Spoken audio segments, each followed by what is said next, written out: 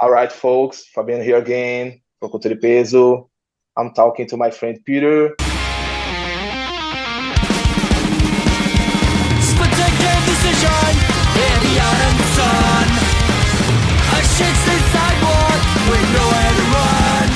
Rebuke, one of my favorite punk rock bands from Sweden. Man, it's a huge Hello. pleasure to talk to you, guy. It's Peter awesome to is talk to you.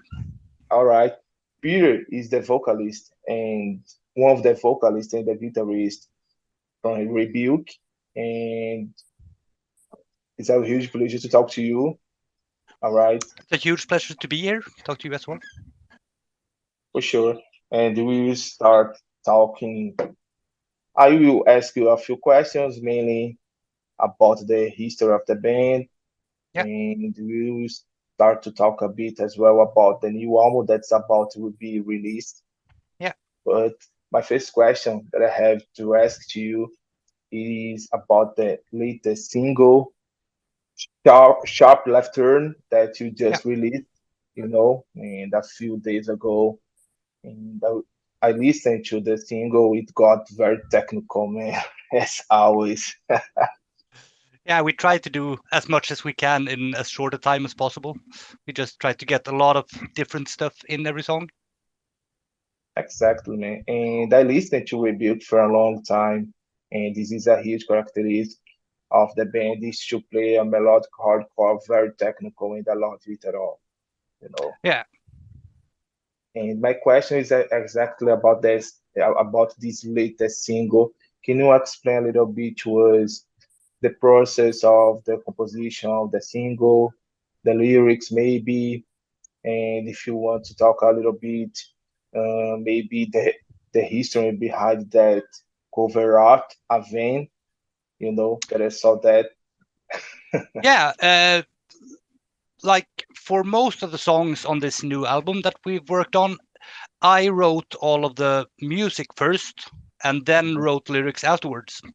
And this song, the new single, Sharp Left Turn, The Trolley Problem, the lyrics are about, it's an experience I had driving another band. They were going to a gig a town over from ours.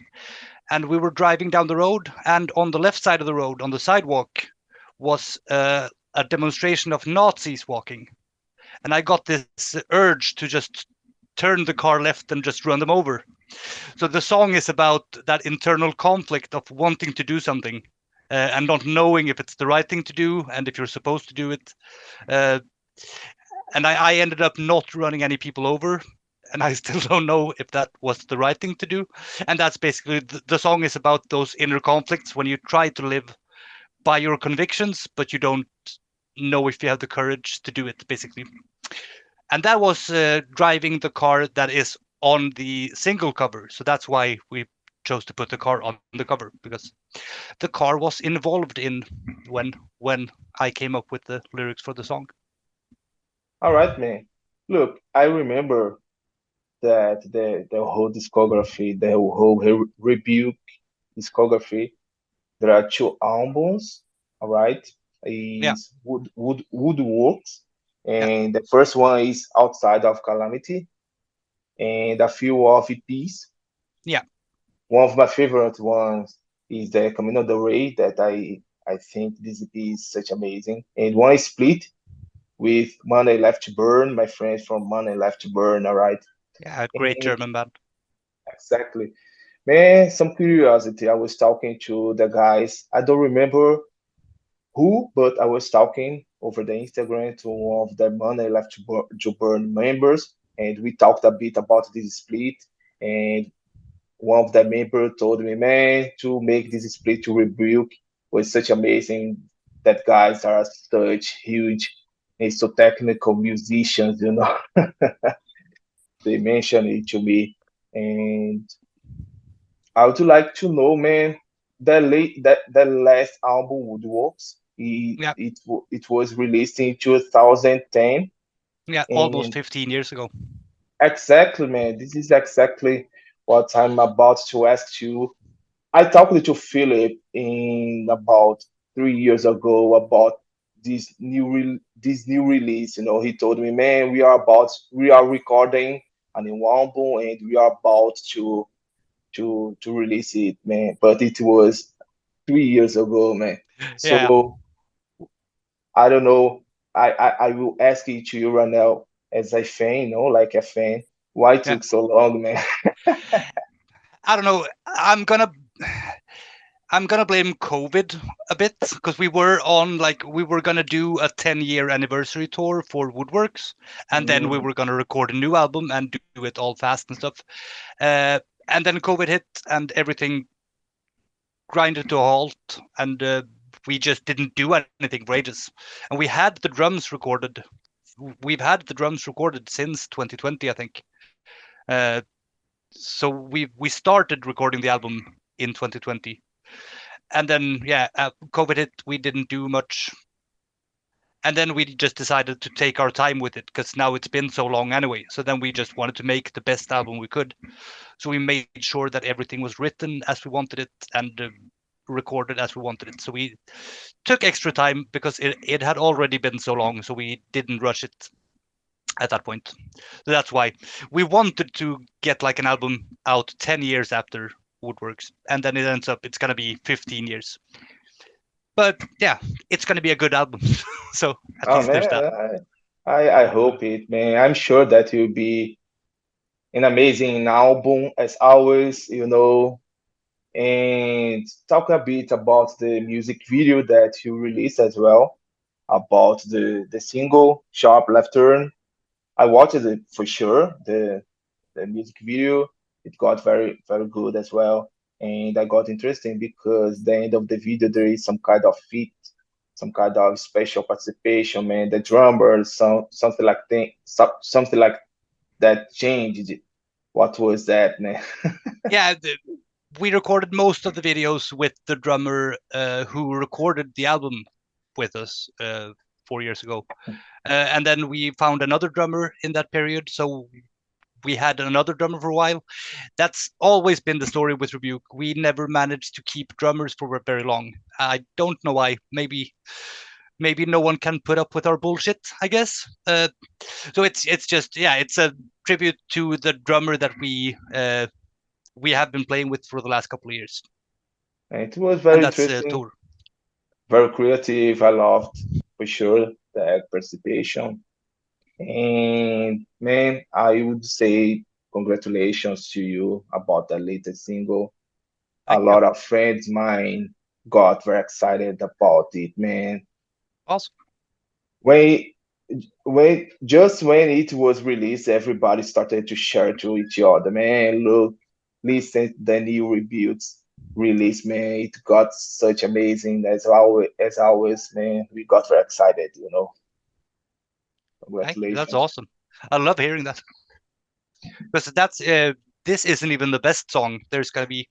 We're gonna release 6 more singles, and then the Mhm. album's out. And all of the songs are very fast, quite technical, and very good. It's a very Sure, fast album. sure, man. We love it. And talk a little bit about the band. Is something that I love to ask to every band that I used to interview is about the influence, man. Can you explain a little bit to us the influence that you used to put its Rebuke songs? Yeah, I mean, obviously it's mostly classic skate punk, like NoFX, Bad Religion, that kind of stuff. I listen to a lot of metal and progressive metal as well. So I try to put some of like the chord changes and the song structures from metal and do some metal riffs. Uh, a lot of the new album is mainly influenced by old Choke albums, old Adhesive stuff, trying to keep it short and fast. Uh, so it's mainly skate punk, a lot of progressive metal ideas go into the writing. So those are the main influences. Nice. Back into the album. Can you explain? Could you explain? If not, there is no problem. But could you explain? Could you say to us if you have some date ready to be released, a new album or something like that, or not yet? Yeah, we have a release date. We were supposed to post the release date yesterday, and we didn't. But it's gonna be released on February 7th next year. So Nice. it's another half year. So we're gonna be releasing one single every month up until February 7th, and that's when the album is gonna be out. And by the time this interview is out, I think we will have announced the album and the album title and everything. But yeah, so it's another 6 months, 7 months of lots of new singles and then a full album. All right, that's nice. The Rebuke band is from Gothenburg, all right, in Sweden. Yeah. And another question that I love to ask it to every band as well is how is going the current punk rock scene, down in your hometown right now? I mean, it used to be very good. It's still quite good. There was, of course, a downturn during COVID where all the live music venues closed and stuff. But we have a bunch of organizations who do punk rock shows. We have an awesome punk rock festival in Gothenburg called Fragile Mountain, which is awesome. We don't have a lot of skate punk or melodic hardcore, but we have like loads of crust and more hardcore punk. But there's quite a few bands playing punk music in Gothenburg. You can go to a show basically every weekend if you want to. So I think it's quite nice. It was bad for a couple of years during COVID, but now it's quite good again. And I got impressed because Sweden has one of the best underground music scene in the world. For example, only Yeah. not on punk rock, but death metal, Yeah. thrash metal, black metal. And someday I hope to travel to your country to You should. see it in person, man, because you live in Gothenburg, but Home of Gothenburg metal. yeah, but Gothenburg is so stronger than melodic death metal that I know. Yeah, definitely. I don't And think that's as big anymore, but there's quite a few metal bands as well. I think the punk scene in Gothenburg is bigger or at least better than the metal scene right now. But and if you see Stockholm, in Stockholm there are a lot of great bands as well, man. And I love Sweden, man, because of it, for sure. Because deliver to us a lot of great bands, and yeah, so historically, yeah. technical bands. And I know a lot of bands from melodic bands, melodic hardcore bands from your country as well. For example, I know one band called Broken Aries. Is Oh, they're fucking awesome from Sundsvall. Yeah. so faster and technical, man. Yeah.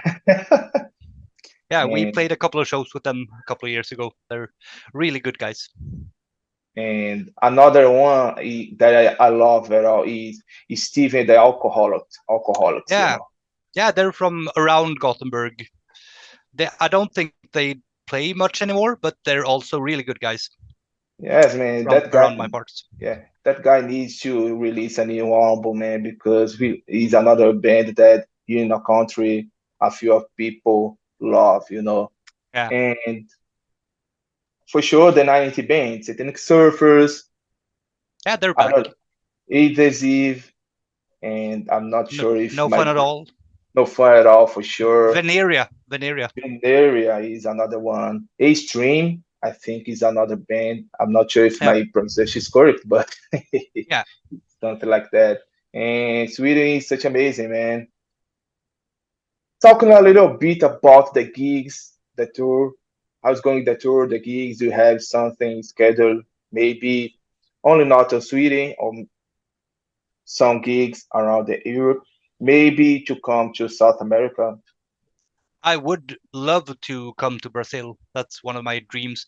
We're gonna go play in all over Europe in November. We're going through Czech Republic and Austria, Slovenia, Hungary, Germany, Denmark, and Sweden. in the first week of November. That's our next outing, playing live. So that's what we're gonna. Yeah, that's the next time we play. It's gotta be on November 1st, I think, in Czech Republic. That's our next live show. All right, man. My friend, it was a huge pleasure to talk to you, man. I think all the questions that I planned to ask it to you, I think it's over and so far. And I hope I'm looking forward to listen the new album, you know, I look forward to you hearing it as well. for sure. And I look forward that the Rebuke come to Brazil someday. I want to do that. And to finish our interview, do you have something to say to some Brazilian fans that you have? Is it obrigado? Is that thank you? Exactly, man. For sure, I man. know You the one got word. perfectly, man. One word. Yeah. I'm very glad to hear that people on the other side of the globe listen to and like my band. I like you guys too. Thank you so much. Looking forward to releasing the album. I hope to come to Brazil one of these days and see all of you in person. And thank you so much for the interview. Man, you're welcome, and thanks a lot. And I hope when the new album be released, I hope to make another interview, in future. Yeah, definitely. All right, man. It was a pleasure. Thanks a lot, Peter. Thank you so much.